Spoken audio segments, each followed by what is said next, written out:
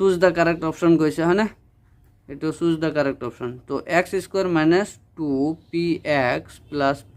square is equal to 0 হয় না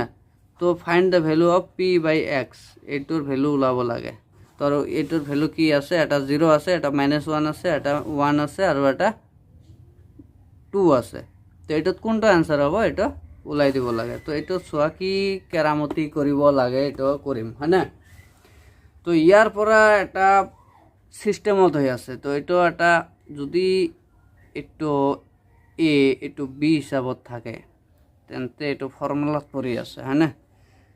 a square plus no minus আছে a স্কয়ার মাইনাস 2ab এটুক a ধরা এটুক b ধরা তো এটু px এটু ab হই আছে প্লাস b স্কয়ার হই আছে তো এটু a মাইনাস b হোল স্কয়ারের ফর্মুলা আছিল না হয়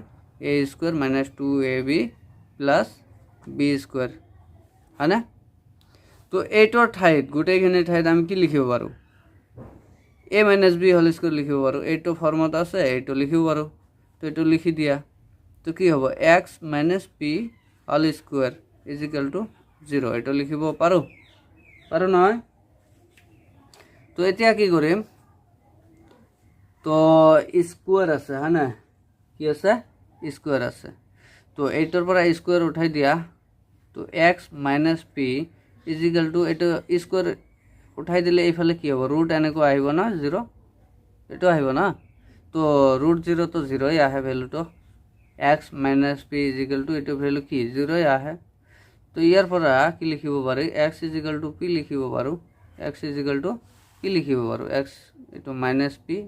p তো এইফালে দিয়া তো x is equal two p হল তো আমাৰ ভ্যালুটো কি ওলাব লাগে p বাই x ওলাব লাগে হয় না p বাই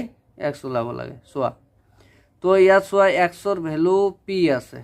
তো ইয়াত বহাই দিয়া তো p ঠাইত p x ৰ ঠাইত x ইকুয়াল টু কি লিখিব পাৰো p লিখিব পাৰো তো এটো x ৰ ঠাইত কি লিখা p লিখা ইয়াত লিখি দিয়া x is equal two p যে আমি জানো উই ন ইয়াত ওলাই দিছো